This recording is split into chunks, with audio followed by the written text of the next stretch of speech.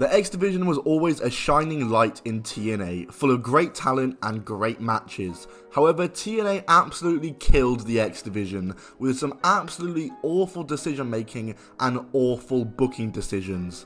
The X Division was the heart and soul of TNA, but my god, did it feel like TNA did everything they could do in their power to make sure that that heart wasn't beating anymore. In today's video, we're going to discuss the 5 biggest ways that TNA killed the X Division. Before we get into it though, make sure to subscribe with notifications on so you never miss a video. And make sure to check out my Super Peer page linked down below for more content and exclusive content from me. More to come about that in the video, but if I was you, I'll go into the link in the description right now and follow me on Super Peer because big stuff coming. But anyway, let's get on to the video. Greetings and salutations, this is Almighty Christopher Daniels, sometimes known as the Fallen Angel, but always known as the greatest wrestler in the world, your mom's favorite wrestler, your dad's favorite wrestler, the world's favorite wrestler. I'm also a paragon of virtue, an inspiration to children everywhere, and the man with the rear that makes the girls cheer. And while you're watching me, I'm telling you, you're also watching Top 10 Wrestling, so congratulations.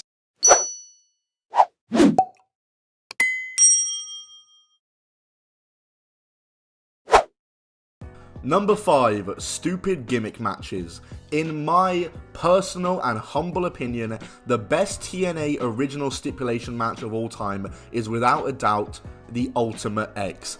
In my opinion, it's a match that no matter what, always delivered, and unlike many other TNA gimmick matches, didn't have stupid as hell rules that were just hard to follow and didn't make sense. However, TNA couldn't just stick with having the X Division guys have the Ultimate X as their stipulation match and try to experiment with having the X Division compete in other kinds of gimmick matches. Now listen, I have no issue with wanting the X Division guys to compete in other gimmick matches. Variety is a good thing in wrestling, and there were some good gimmicks in there, like the escape match that would happen at Lockdown was always a really good time. However, when one of those gimmick matches is the steel red cage, then we have a problem. TNA ran the Red Steel Asylum match a few times for the X Division, and the main issue with this match is that you just couldn't see, and they put so many guys in the ring that it was kind of hard to follow at times. But to be fair to the X Division guys, they would usually make it work and have a good match out of it. Like, to be fair, every time I watched one of them, they were usually good matches. But it was never done again after the infamous one that took place on the January 4th, 2010 episode of Impact, where Homicide was not able to escape the cage, leading to the most awkward 30 seconds of all time of him trying to escape and hanging off the cage before he eventually fell off. At least Jeff Hardy was there to save the segment, making his return to TNA. That was awesome. Another thing that TNA did was just use the X Division guys as bodies for big multi-man matches. Don't know what I mean? Look at the Reverse Battle Royal, aka the worst TNA match idea of all time. Most of the guys in there are X Division guys who were just being used as scrubs to fill up the Battle Royal.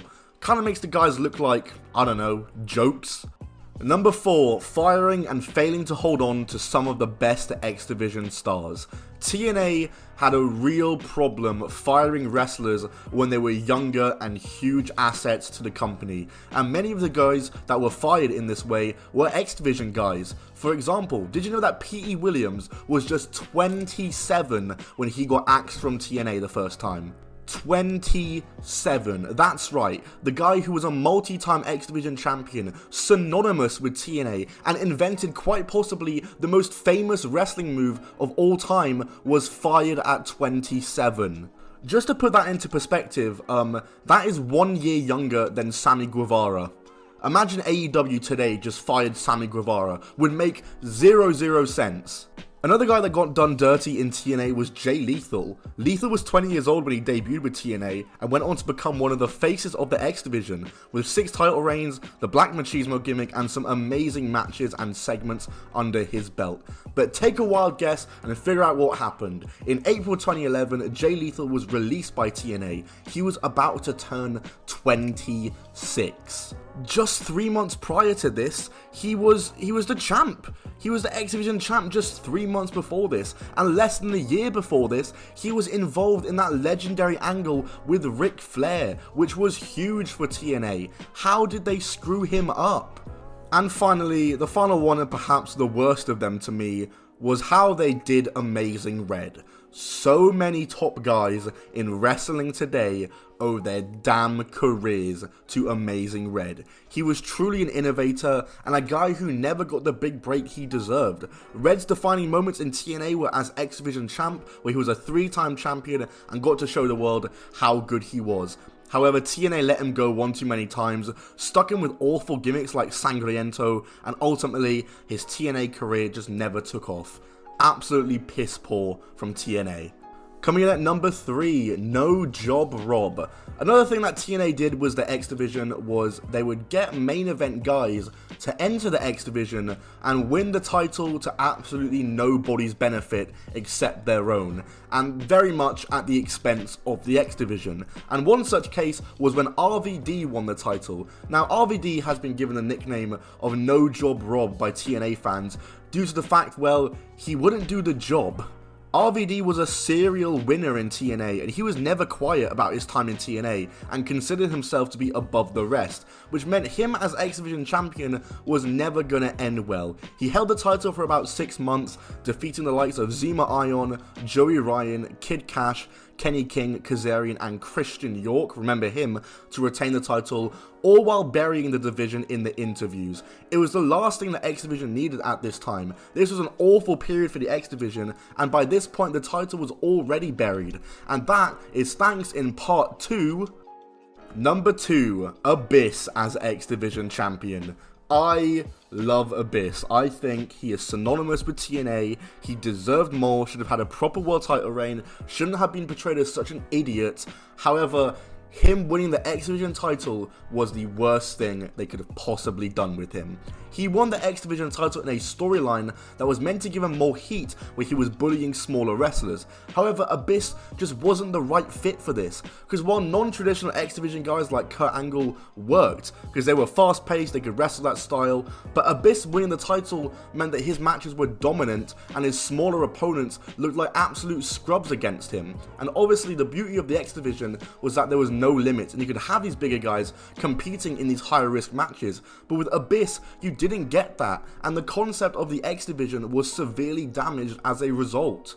Abyss lost the title to Brian Kendrick, and shortly after, Eric Bischoff actually put a weight limit on the title, which made no sense. The motto of the X Division was, it's not about weight limits, it's about no limits. And while we didn't want Abyss as champion, we sure as hell didn't want this either.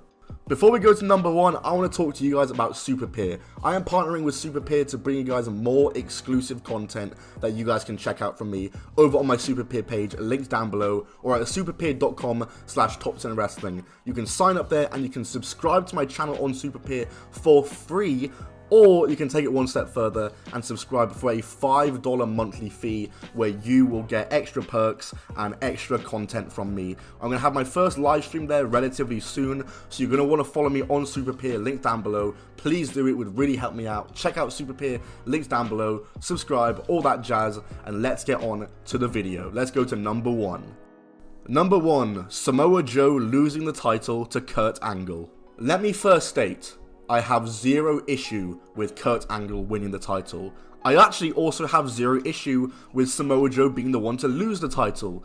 But to me, it was after this where the X Division title was never really the same, and I don't even know why. It just wasn't the same.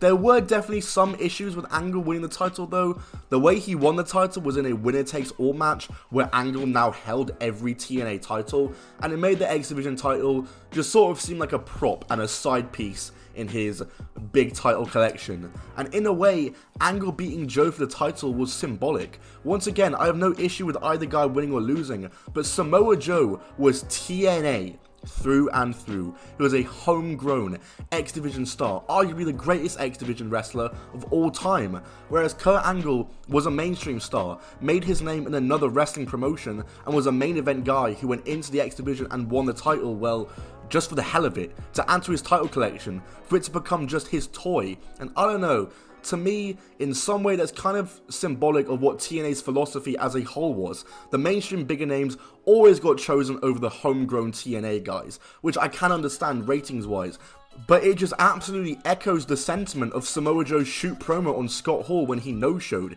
It goes hand in hand with the guys I mentioned earlier. Jay Lethal, Amazing Red, Petey Williams never got their big break. Ultimately, I think Angle winning and Joe losing is a symbol of what TNA really thought of the X Division and what it represented. That's it for me on this video, guys. If you did enjoy, then be sure to smack that like button. Let me know what videos you want to see next. Should have some really great content coming up for you. Uni and stuff is all done now. Well, not officially done, but I'm not in lecture, so I've got so much time to be making more content. And hopefully this is the year of Top 10 Wrestling. We can finally make it a big year for me. So subscribe, like for more. Super Peer down below, please check that out. Twitter, Instagram, all linked down below as well. My second channel for interviews, which I need to relaunch, is also linked down below too. I'll see you all soon. Goodbye, and keep on rolling.